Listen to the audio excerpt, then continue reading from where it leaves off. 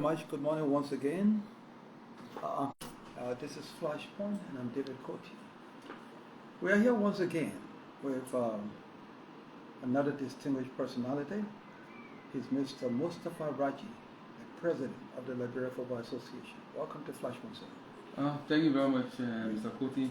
It's a pleasure to be on your show and discussing matters related to football in our country. Thank you. All right. Well, let me first of all start by asking you to please introduce yourself. Well, I'm Mustapha Raji, President of the Liberia Football Association, Vice President of the West African Football Union, Zone A, and an Executive Committee member of CAF, serving as Vice President for Youth Football in Africa. That's very impressive. I want you to please repeat that. Okay. Yes. I'm the President of the Liberia Football Association, Yeah. also serving the capacity of as Vice President of the West African Football Union, Zone A, and also Executive Committee member of CAF, and serving as Vice President of the Youth Football Committee. That sounds good. Thank you. Tell us a little bit more about your signature achievements. Oh, well, thank you very much. Prior to taking over the Football Association, you know that we presented a platform to move Liberian football from where we met it to another level. And I first of all need to be thankful and grateful to those who served in the past leadership in terms of building Liberian football and setting the pace for us to take over and make it better. And we will continue to make it better for others who will come in the near future to also make it better than where we'll take it. Key points, we emphasize on football development, and within the structure of football development, we talk about infrastructure development. Today, we are seated in the first constructed headquarters owned by the Football Association since the formation of the Liberia Football Association, since the establishment of, since the independence of Liberia, has then been corrected that the Football Association have its own headquarters that they operate from. We also went forward to create opportunities for not just youth grassroots footballers, but for our clubs, top clubs, first, second division women's football, to have access to play on improved and better facilities. So we embarked on a journey to develop pitches. So today we have the artificial pitch at the Tusa Fields. We have another artificial pitch at the SKD practice pitch previously, where the senior national team used as a training area after the establishment and construction of the SKD Sports Complex. We have another at the Doris Williams Sports pitch in Grand Bassa, because our vision is not only about creating these facilities in Montserrat, but we have to expand and go to other counties. We also utilize our solidarity funds, and we constructed a new artificial pitch at the Blue Field, located PHP, and dedicated towards our youth football program, grassroots football program exclusively. We are currently now working on the construction of another pitch in Nima County, to be specific, Ganta, at the Gompa Stadium. Two other projects on its way. One now that have reached the tender phase, the Willowdy Knuckles pitch in Painesville, and another that will soon commence at this Thomas Floyd Stadium in Sanikole. So these are key projects that we believe is going to help not only focus on creating pitches, but it has the economic benefits where people will also go to market their products. Short-term jobs for young Liberians who are out there struggling, will have the opportunity to work, and long-term jobs for those who will be employed to work at the stadium after the facilities are completed. So it's something that we're very happy about in terms of our achievement. Another key achievement is about the digital system we deploy. Today we have what we call the LFA Connect, supported through the FIFA program, and it hosts the database of all players, trying to support transparency as part of our key pillar, to ensure that registration are on time. And we also have embedded the competitions management system the DTMS, which is the domestic transfer matching system, and the TMS, that's related to international transfer. I'm happy that the bulk of the clubs have enrolled in the system. They're working. We also launched, again, another support mechanism to help beef up the funding from clubs owners and other companies. So the LFA introduced the subvention payment to clubs. So on an annual basis, each of the 42 clubs receive around $6,000 as support from the Football Association, and this should serve as a subsidy to cover salaries and of players and staffs. So I mean, bulk of these things, I mean, we believe will help move our football. The reform aspect in terms of creating new leagues.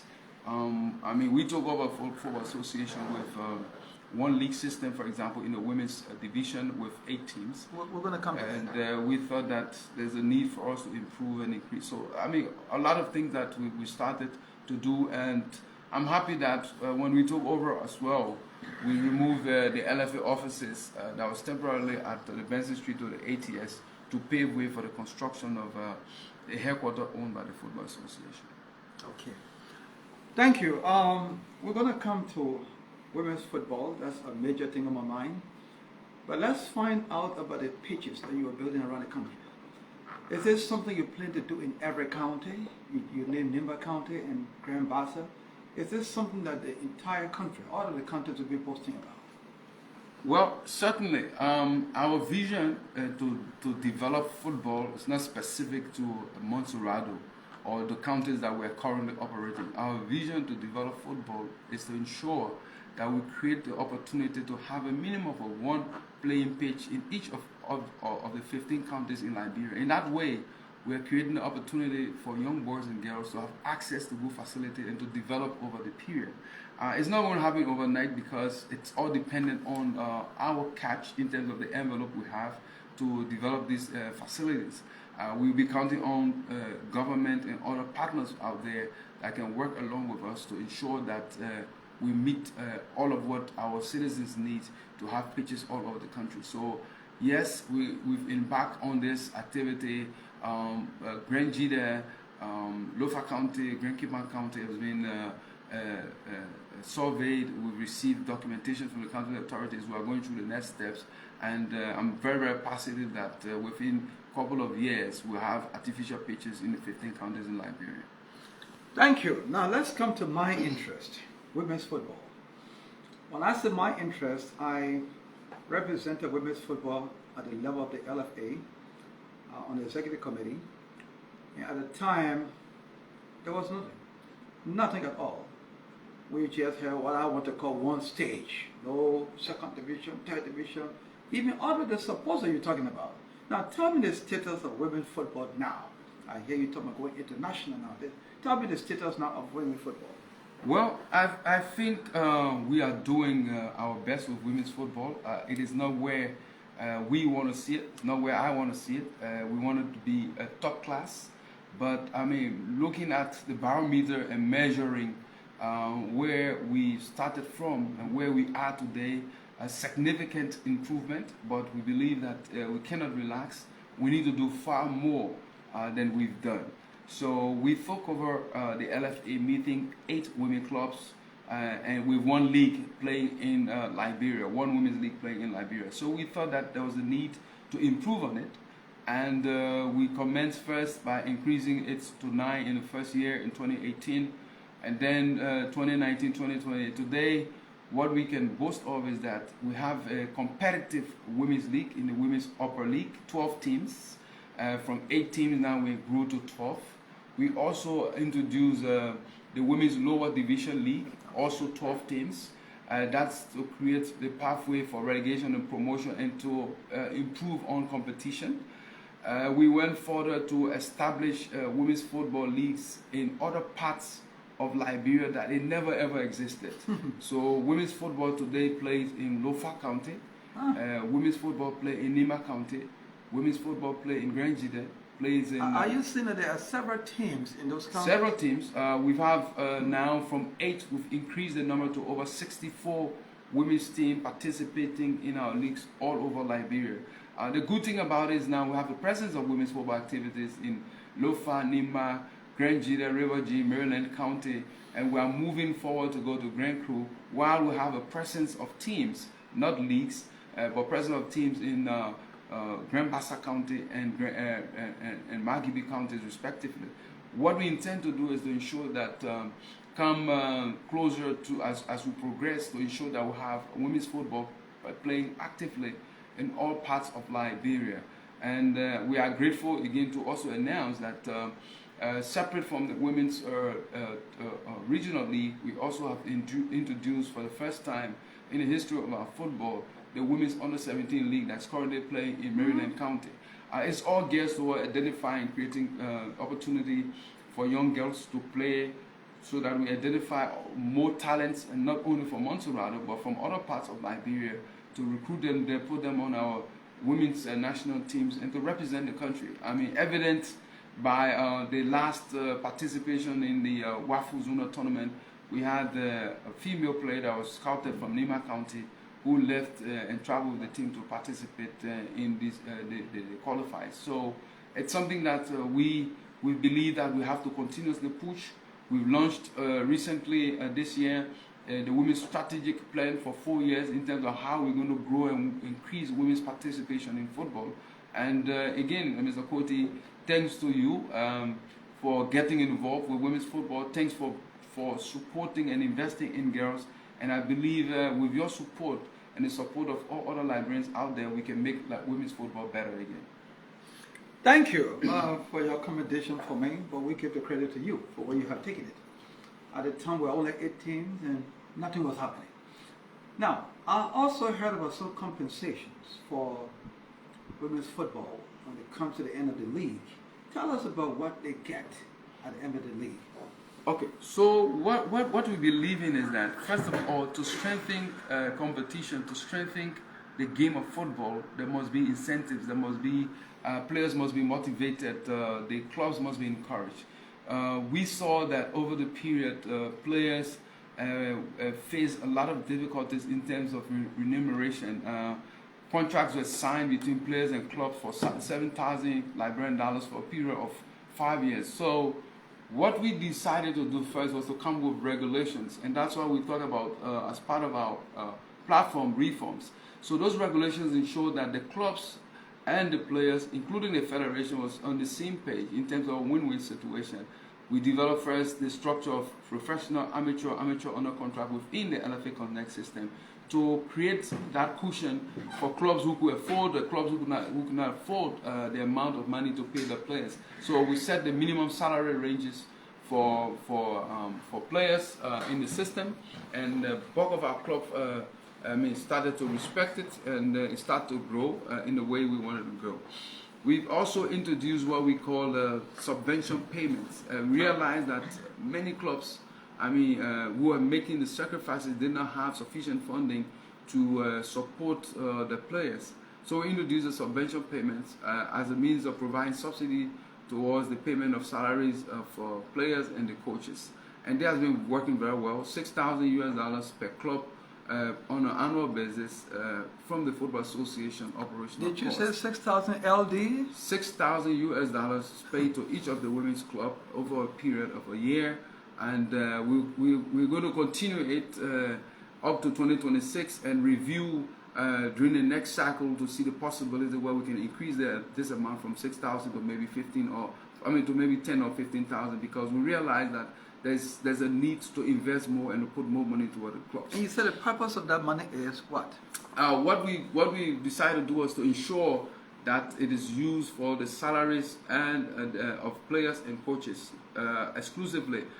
No other use but to serve as a subsidy payment towards the salaries of players and coaches. We also thought to change the rules because we felt that comparing where we were and looking at how we could motivate the club owners to spend more money on the clubs, we changed the cash awards. So the cash awards to team who won the championship then was I think around 150,000 Liberian dollars. More or less $1,000. So we felt that it was a small amount, not significant enough, as it tend to be corrected. So we, as the Football Association, decided that the women's champions during every season walk away with $20,000 as a way of motivating the teams. So we've increased that amount significantly, and we've seen the improvement and the feedbacks we're getting due to the women's participation, who are all fighting for the championship. In addition to this also, we also revised what we talk about the LFA awards. In the past, I mean, upon winning the championship, clubs were giving medals on the field, yes, and then giving envelopes as little as $50 to MVP, or at some point in time, players didn't receive anything. No. So we believe that in terms of motivating, encouraging our players and making the game much more competitive, we needed to identify our players, and we introduced what we call the LFA Awards Night. So there was continue on an annual basis where we award top performers, and specific to women's, we are looking at the women's most valuable player, the best defender, highest goal scorer. They all walk away with cash prizes, and the MVP walks away with a car on an annual basis. With a car? Yes, with a car. And this year, I mean, a player from Shatter Angels, a new team, and not been in existence for a very long time, I mean, came up and produced a player who won the MVP and walked away with a car. Now, let's come to something else international. We'll come back to the local side. Tell me about the operations of the CAF, where you are serving as vice president. How does the CAF really work? Well, CAF is the Confederation of African Football. I'm the vice president on Youth Football Organizing Committee. A lot of activities that CAF continues to engage with. Since our president took over, Dr. Patrice Motsepe, we've seen a lot of changes and evolution in our football, increase in the catch prizes. We also introduced, during the regime of Dr. Motsepe current, the Women's Champions League. In the past, we didn't have the Women's Champions League playing, but we introduced the Women's Champions League, and I'm happy that a Liberian team qualified and participated in the Women's Champions League after the qualifiers through the Zona tournament. The least team in that competition walks away with 100,000, evident by our girls who traveled to Morocco. Determined girls participated in that competition, and even though they ended as the last team in the competition, but they walked away with US $100,000. Another good part that we also introduced as members of the executive committee and the CAF administration was to ensure that those teams that are participating in the inter-club competition, the Champions League and the CAF Confederation Cup preliminary matches that are eliminated, also walked away with US $50,000 during this competition. CAF is also responsible in terms of what we've been doing with a lot of trainings, initiative, development of referees, coaches, development of youth football programs, development of administrators, governance training, all aligned in terms of ensuring to make football better in Africa and in our continent. And I see that our president, Dr. Patrice Motsepe, has been doing his best to move and shape CAF in a way where others around the world will now start seeing African football at a different level, evidenced by the just ended African Cup of Nations that was played in Cote d'Ivoire. Well, thank you. Then let's come back to base, back to Liberia. Tell me the status of the national team right now. Well, I know from time immemorial, the national team has always been, they did their best. Something we always say, when we were beaten. They did well. We always win the did well trophy.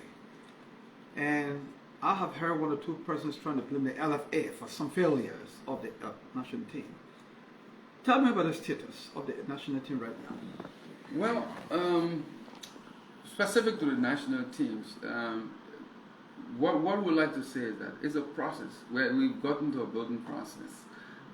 If we reflect in terms of how and when the George Weah 11 came out there and everyone celebrated George Weah 11, it went through a series of phases.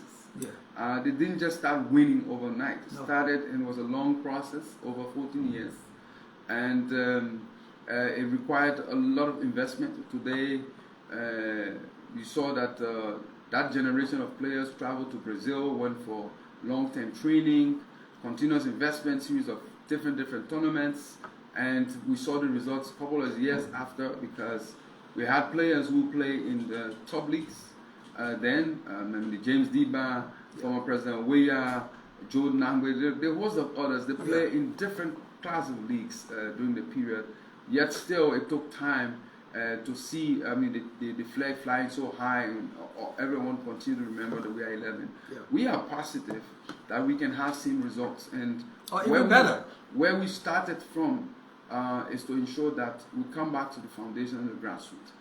Did we have an active U15 league national team running then? No. Did we have an active U17 team? So it is now to put all of the structures in place. And with those structures in place, we believe that over a couple of years and guaranteed investment, financial support, I'm very certain that the national team can go back to winning ways, and we can qualify to the African Cup of Nations. It's not going to happen overnight. We must work very hard, create and make opportunities for training camps, increase incentives of players, continue to identify Liberians who are out there in the diaspora that have players that have Liberian roots, top players, other players, foreign players who are playing in our leagues, to be naturalized and to play for our national team. I believe over that period it's going to help us. The current state, we are not 100%, we are not so good. Yes, we've gained a couple of points on the FIFA ranking. It is not significant enough, and I think we can do better. There's a room for us to do better. Now we are in preparation for the match against Senegal on Sunday in the CHAN competition, and I mean, hopefully, if we eliminate Senegal, we'll be qualified for the CHAN competitions, the CHAN finals that will be played in Kenya, Uganda, or in Tanzania. But the bottom line, let us also not overlook Senegal. They are the reigning champions of the CHAN. They've invested a lot, have a lot of structures, academies in the country. So comparing ourselves to Senegal, it's something that we almost not overlook. But I believe that there's huge opportunity ahead of us, taking into consideration the programs we put into place. I'm happy that now we have a running U17, a running U20, a U15 program that's going to guarantee the player development pathway and the infusion of these players into our senior national team.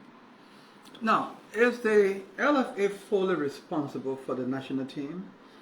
Sometimes I hear people trying to shift blames on you, on I say you, the LFA, but it's the youth and sports that is fully responsible to sponsor the national team or the LFA. Well, thank you very much. So, the father of the national team is the government, not the LFA. The LFA is the technical arm who has the authority to manage the national team. Howbeit, we also explore avenues in terms of how we can get support, how we can do our best in terms of reducing costs, in terms of expenses from the side of government, to ensure that yes, we play football, but we are wise in terms of how we expend monies that we receive from national government. On an overall basis, it is the responsibility of the national government to support the national teams. It's the responsibility of the national government also to ensure that they create playing facilities for boys and girls in the country. Government cannot do it on its own. As citizens, as the LFA, we also have our responsibilities. And that's the reason why we always engage with other external partners wherein they can help and assist us to grow as a country, where they can assist us to grow in the area of our football. We seek those supports to ensure that we continue to grow, while we look at government and other external partners to give us support for our teams. Now, what is the status now of the SKD? I remember there was a time when we were closed down because of poor facilities, and Auburn closed again. Now, what's the status like? Is there a place actually prepared now for any international match? Are there any plans? I'm hearing about some new stadiums to be built somewhere, I don't know where. But what's the status now? Well, what I can say is that the SKD has approval to play international matches. We've played series of international matches. We've hosted our neighbor Sierra Leone to play their matches, CAF and FIFA qualifier matches at the SKD. I can tell you that the current government purchased the dugout seats for the SKD. We have an artificial pitch at the SKD. The challenge now is with the floodlights, need to be changed. We have issues with the turnstile, that we don't have a turnstile at the stadium.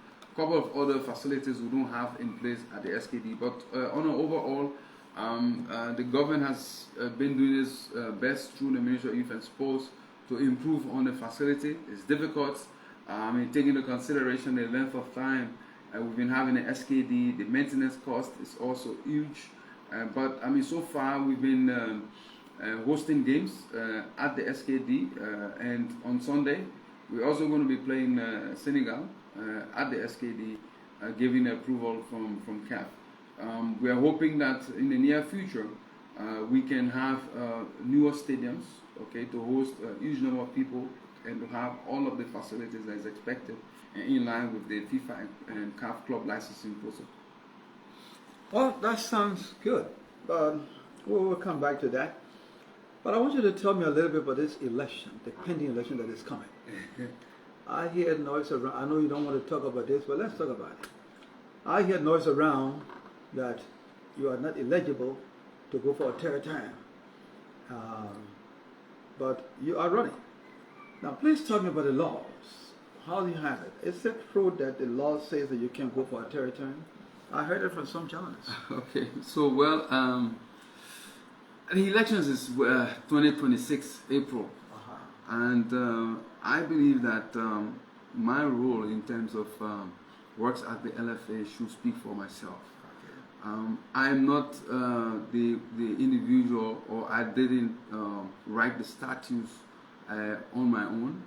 The statutes and the constitution of the Football Association is approved by members of Congress, clubs who participate in those deliberations and discussions. What I know of is within the statutes, no one member can run more than 3 terms, whether consecutive or not.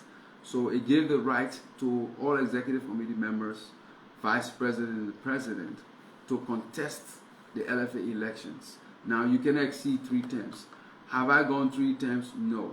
Have I gone 2 terms? Yes. Does it stop me from going another term? No. So the rules are clear, and if we want to respect the rules, I see no reason why I want to complain that it's unprecedented, except in the case where the promises we've made in terms of football development, in terms of transparency, in terms of good governance reform, that we've not delivered.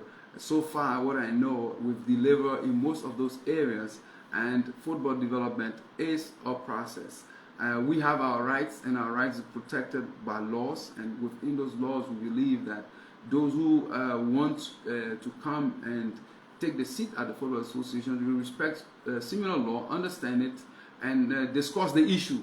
The issues, they should be much more focused on it's what they're going to deliver at the Football Association than to question why do we want to go for the third term. Yes, I want to go for the third term, and I'm hoping that the stakeholders will give us the opportunity, because we believe that what we've done and we've not completed, and there's more we need to do and to make it better for those who will come in the near future. Let's talk about the executive committee a little bit.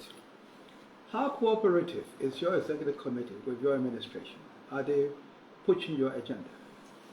Well, the executive committee is very cooperative, aligned towards the development of football in our country, based on the platform, as I stated, infrastructure development, capacity building. Today, as we speak, if you enter into the conference hall, we are conducting the A diploma courses for coaches.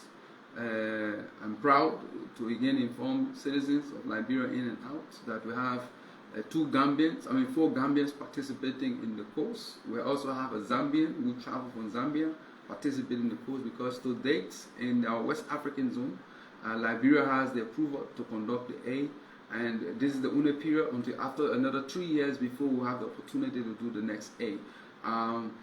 We are happy also to announce that our decision to bring in the women's football coach Salam was a good one. She's now serving in dual role, serving as head coach of our women's national team, and also one who facilitated the approval and the licensing of the Football Association to conduct the A-course. She's currently the lead facilitator and instructor that is conducting the A-course for our coaches. So I mean, it's a win-win situation for us. We could not go through again another expenses to bring additional expert when we had an expert here. I believe more of our coaches will learn from her. Some of those who are current instructors, they will gain additional knowledge from her, and over the period become fully certified elite instructors in Africa. Now, it's good to talk about coaching or coaches. This has been a major problem in this country, where we brought in coaches from abroad. We took some of our local coaches, and yet Liberia has not been to the World Cup. We've been to the African Cup, I think 2 or 3 times, and did not do very well there.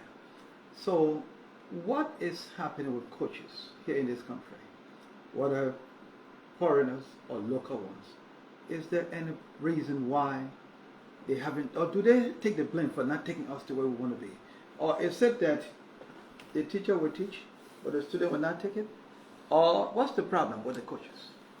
Well, what I can say is that we will now start to see a new evolution of coaches. We now start to see a new breed of coaches who will be handling our U15, U17, U20 national teams in a way where we'll develop far more better and quality players than in the past. It's going to take time. It's not going to be overnight. No. Well, I'm very certain. First, the steps we've taken by adopting to the CAF coaching convention, we are now following and adapting to all of the modules, and it synchronizes to other licenses around the world, equivalent to a UEFA. So obtaining a CAF Diploma A in Liberia is equivalent in terms of the curriculum to that of a UEFA A.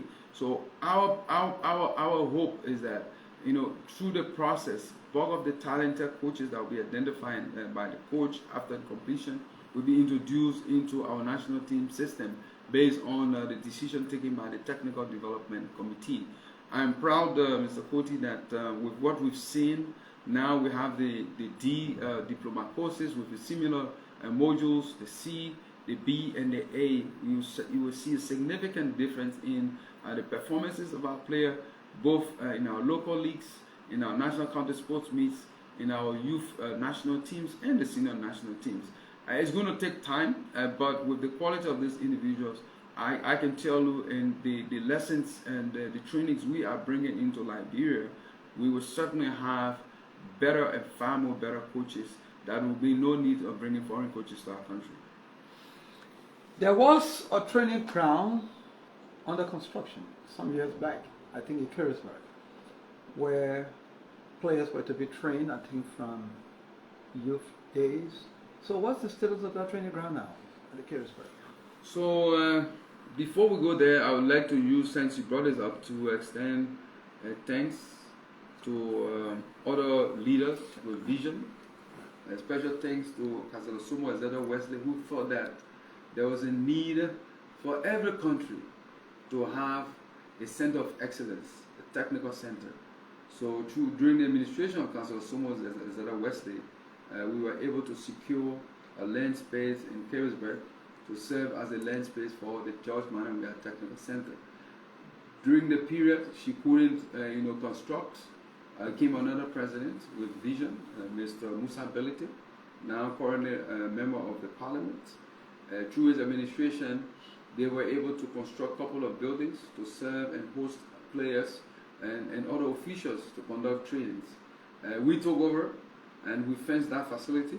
We constructed a mini stadium there, and I can proudly tell you that we've been using it over the period for our national team's activities. Women's national team hosting of camps.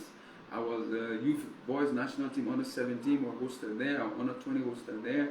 Currently, our Chan team, as in preparation for the Chan match against Senegal, is currently at the George Manamia Technical Center in Carisburg. And after this activity, something that many Liberians have been yearning for, Mr. Koti, we are very proud to say that we brought it to Liberia. Now it's going to be operated by the Football Association, the National Football Academy, the Football Center of Excellence. So the George Manawiya Technical Center will soon, very soon, be hosting around 30 players, boys, that we as the Football Association will be catering to for a period of 2 years, under 15. We will pay their tuition to one of the best schools closer to Carisburg. We are going to cover the feeding expense for those kids 3 times a day, their clothing, every activity, medical of those players. The Football Association is going to cover it because that's the pathway to success. So we'll be launching very soon the National Football Academy in partnership with FIFA, and that's what we call the Talent Development Scheme. FIFA has also approved a coach. The coach will be paid by FIFA for a period of 2 years.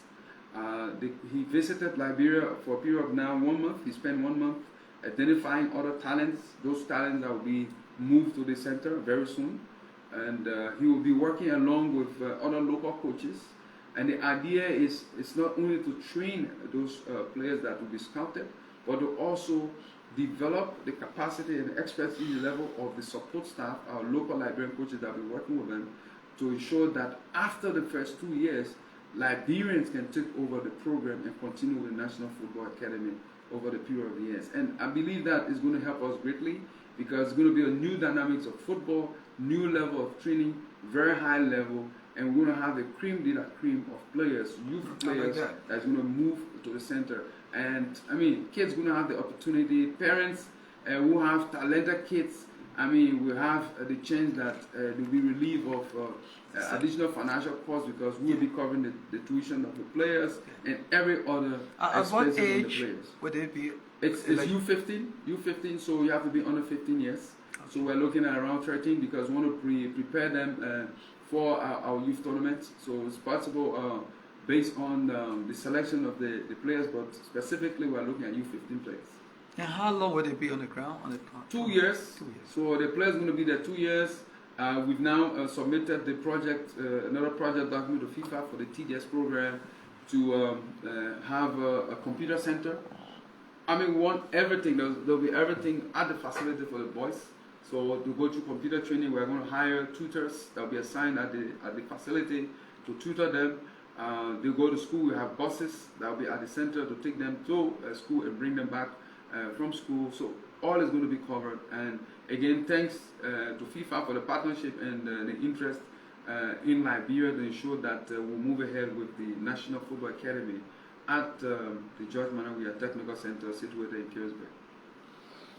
All of these things are geared toward wanting to either get Liberia to the World Cup, African Cup of Nations, and to bring back something. We should not always take the dead world trophy. How soon do you think? It may not be during your administration, because you are going to surely go for a third term. From what I say, I'm not a magician, but from your work. Thank God I have been in football too for a very long time. When I'm speaking this way, I'm speaking from experience. I was one-term Secretary General of IE for 3 years during the administration of Sam Burnett. I also became Vice President for Administration for 4 years for IE during the administration of Wilbur Huff. I served on the Executive Committee of the LFA for 6 years during the administration of Zeta Wesley. So I know what I'm talking about. When we see progress, we know it. So it may not be after your third term, but it may not be during your third term or even this second term. At which time, with all of these good things you're talking about, do we expect to see? Maybe not the World Cup or the African Cup. We've been there before 2 or 3 times, but came out with disgrace. From all of these programs, these good ideas that we are hearing about today, when do we think, in how many years from now, or when do you think Liberia will boast one day of not just bringing home the Dead World Trophy, but a real trophy, the goal to Liberia? Well, I'll be very positive with you. There's opportunity for us. First, our women's just returned with a trophy. We participated in the Manuel Rivers Union's tournament. We won a trophy from there between Liberia, Guinea, and Sierra Leone. We participated, our U20 participated in a WAFU under-20 zonal tournament. We came third in that tournament. I'm very positive that with our youth football program, very soon, Liberia will start seeing our U17 team, our U20 team qualifying to the African Cup of Nations. I can guarantee that if we have all of the financial support on time, if we have all of the incentives needed for players, we can certainly see our senior national team qualifying again to the African Cup of Nations. Preparing for a competition or preparing for a tournament doesn't mean that the payment should come after the match is played. Player motivation should be done way before. The team must also have the opportunity for training camps. They should play a series of test matches, and I believe it's going to give the coaches more chance to identify far better players that we can field in these competitions. I can assure you, Mr. Koti, that very soon, in a few years to come, we can start seeing our youth national teams and start seeing high performance and difference in the performance of our national teams. Well, the coaches, the players are important. When do we think we have a coach? Because I told you that we have had so many coaches here, from Brazil and other places, and still the same. Do you think the current coach that we have, I think he's a Liberian coach. I don't know who the coach is. But do you think the current coach we have can really make a difference? Well, basically, what we talk about is, in terms of making a difference, I've seen that Thomas Kojo, who is a standing coach, we played against Sierra Leone home and away in the Chan. We qualified to the next round that we're now playing in against Senegal. We played Togo, we defeated Togo, and we lost to Algeria away. So, I mean, we see a bit of progress in terms of what he's delivering. And again, his performance is going to be reviewed by the statutory committee, the Technical and Youth Football Development Committee, who's going to come up with recommendation whether or not to keep Mr. Kojo and his staff, or if we're going to seek the introduction of new members of the technical staff, whether local or international. Now, it's also subject to approval by national government.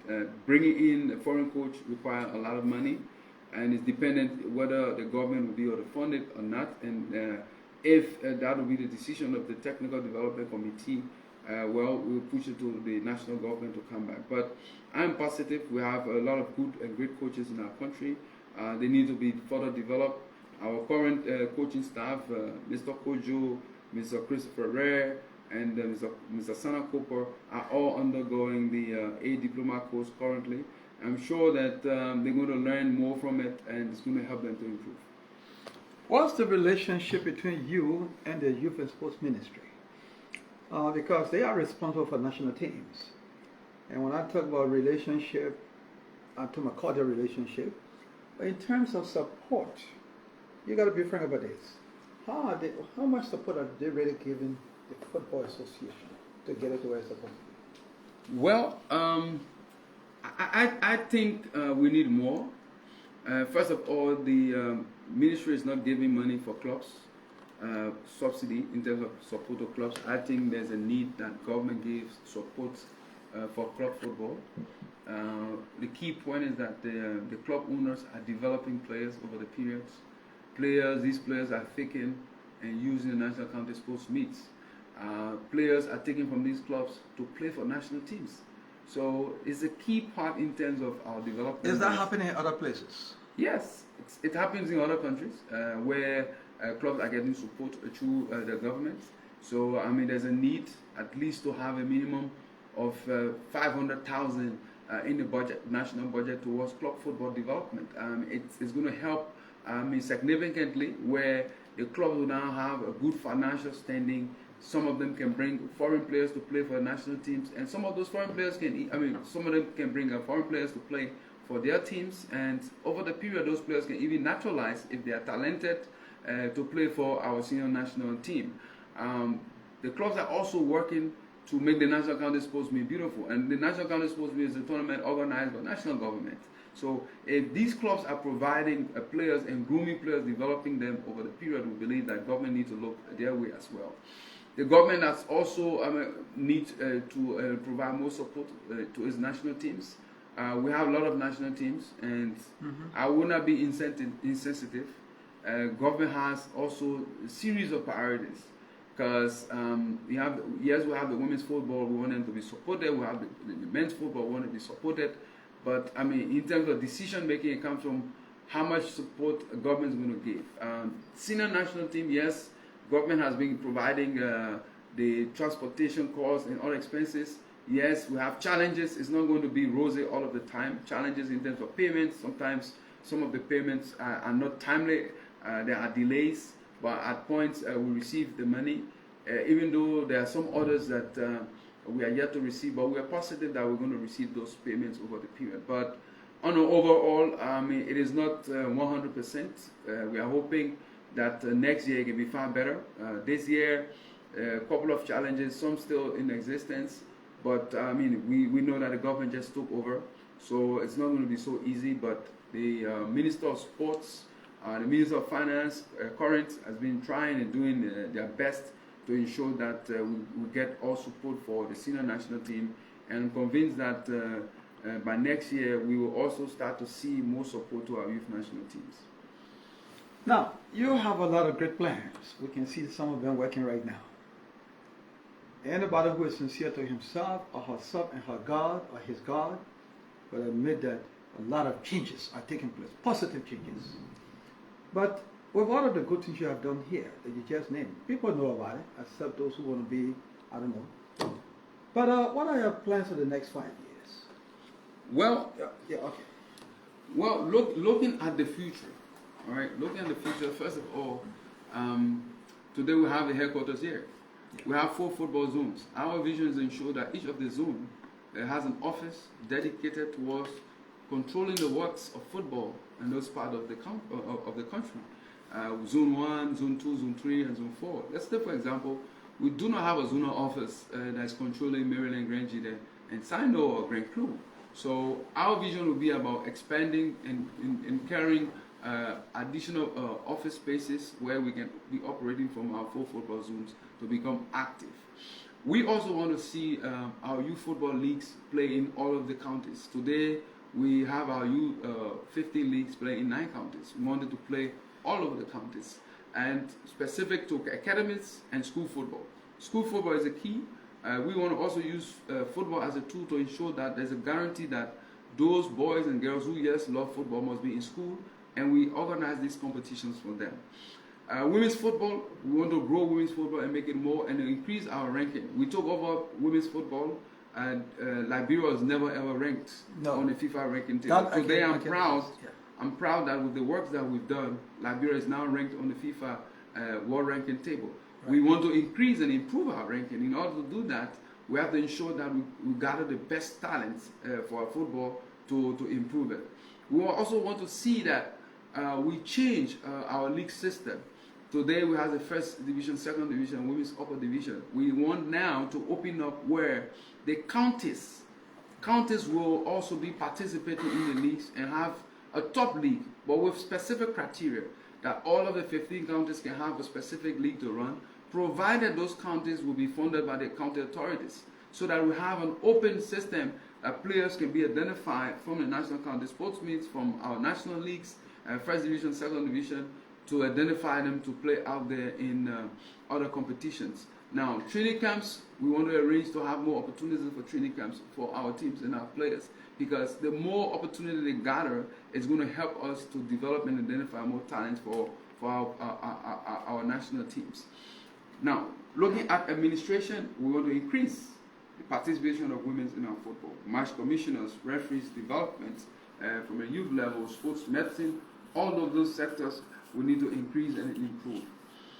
Strengthening our clubs is one key, and we face a lot of challenges in this area, and we believe that we need to increase the amount of money that we have to give to our clubs. So we will be working along with FIFA to see how we can identify and improve on specific projects for clubs to increase the subvention payment from $6,000 US and to maybe between $10,000 to $15,000 as a means of guaranteeing more support to the clubs. Sponsorship, it's something that we are keen on. We continue to engage with other partners. Now we are going external. We want to bring in more external partners that can use our league system in partnership with creating those stronger brands for them, so that we get more money to develop our football.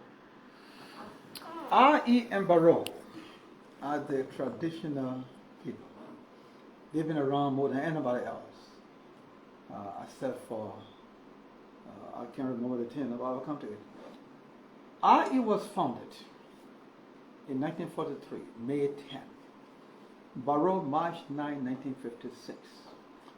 But none of these two teams can boast of a zinc shack as their own headquarters. None of them can even boast of one lot as their own practice ground. What went wrong? And what can you do to stop these things from happening? We are not saying that they are there to stay until judgment day comes, but to have an old traditional team, these two gone just down to zero, sometimes relegated, and they have to buy space. What went wrong? And what can you do to prevent it from happening to any other team? Well, I think these are private institutions, private businesses. Yeah. It's about the business strategy, it's about the vision of the leaders and so forth. But I would like to disagree with you a bit because we introduced the club licensing process. Okay. And the club licensing process paved way where clubs today who are participating have a location identified as an office space. Oh, okay. So, yes, a rental place or their own. I don't own the own structure, but they have a place that is on a rent. Yeah, that's the point I'm making, Mr. Mr. President. The headquarters. I don't think it's wrong. No, Mr. President, this is what I'm getting to. Yeah. We have always been renting. That one is a different issue. Yeah. When we were there as administrators of RE, we were renting. We had a place to sit. That's not what I'm talking about. I'm talking about what you have done as LFA. I remember when Wilbur Huff was, Wilbur Huff, who was one-time Minister of Transport. We used to be on Camp Johnson Road in a squeeze-up place renting. I'm not talking about renting up, having your own. Well, I think it's the vision of the leaders who head those institutions. Today you have clubs, for example, who own the facility. I give you a typical example, Nima United, Mr. Dolo, who is the second vice president, owned the facility at he's the vice president here? Yes, he's the second vice president. But before becoming second vice president, the Nima United Football Club owned their own facility at where, in Morocco? They have a pitch there and have an office there. Then that sounds good. It depends on the vision of those leaders and also the financial contribution from its members and how they market the club, how they strengthen their brand, and how they encourage the supporters to invest and give more money to the clubs. What we do as a football association is to push the club to the level where they have those places in place, whether owned or leased. It is acceptable. We know it's challenging in terms of the playing facilities. So LFA, is open it has opened its facilities to all of the clubs to use as their own training facilities. I know that over the period, bulk of the clubs, maybe in the next 10 or 15 years, will start owning their own. Well, just 3 minutes to go. We're going pretty close on an hour now. We've just 3 minutes to go. What are your final comments? What are those things that you would like to say to the world that we did not ask you because you're being heard now all over the world?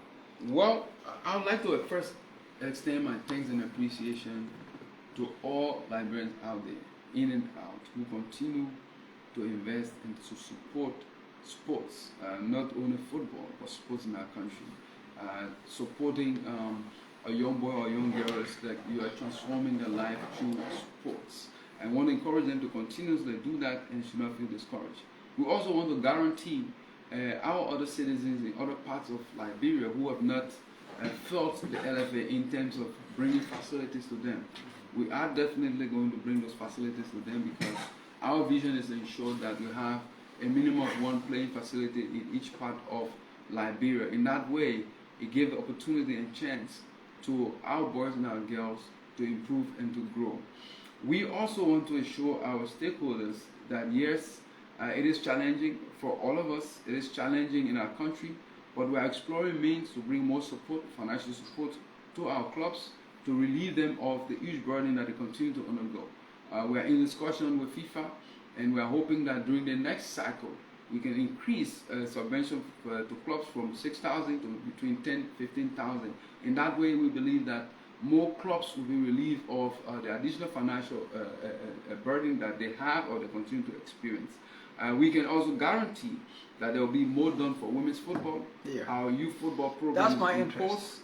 We are going to continuously push the investment agenda for our girls and our boys. We're going to guarantee in terms of introducing more policies to protect our game and make it clean. The competition is going to improve. We're going to ensure that, yes, our grassroots football program, our improvement in beach football, Mr. Koti, is one key part. Maybe you didn't identify, but over the period, we never ever had such in place, and that's the reason why we promised Liberians that we will touch all sectors of our sports in our game. We launched for the first time in our country the Beach Soccer League. The league, the recent one just ended at the PHP complex, and during the next year, next season, I believe it's going to be beautiful and even far better. So there's more for us to do. Let us join hands. Put your hands in the old timers thing a little bit. I want to hear a little bit about old timers things. Well, I mean, there's a quote, like I said, we've touched almost everywhere. In the past, no one felt that the veterans were important. We took over, we decided that our veterans who played, who continue to render us advices, who will continue to support us, needed to get some support from the Football Association. So on an annual basis, we provide around $5,000 to the Veteran Football Donor. We also provide $5,000 to the Referees Association.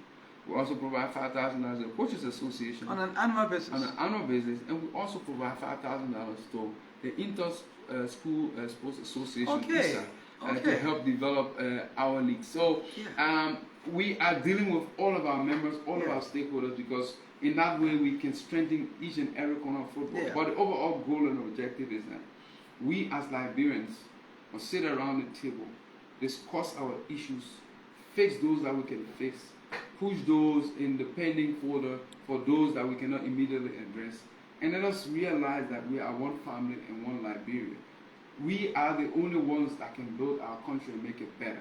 No one outside can build it and make it better or protect it for us. We have to protect our game, we have to keep it clean, we have to show love, we have to be respectful, and definitely Liberia will become better and better over the period.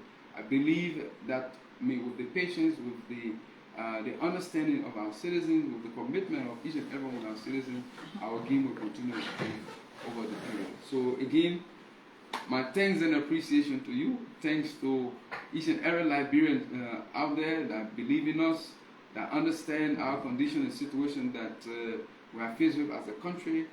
We want them to not sit aside, let them join hands, let them come on board, let them work along with us so that we can continue to develop our sports. Thank you.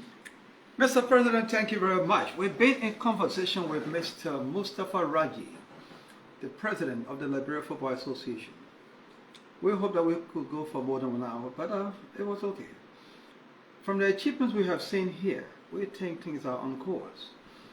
And those of you who are watching my Facebook page, if you're just watching, please go to the David Koti page, where we have 5,000 plus 5.6K followers. And by the end of the day, it's going to also be on Flashpoint and YouTube. So, thank you for watching, and I'm sure you enjoyed the conversation. Mr. President, thank you for the short notice. Thank you were able to get us here today. Thank you and have a good day. I'm David Koti.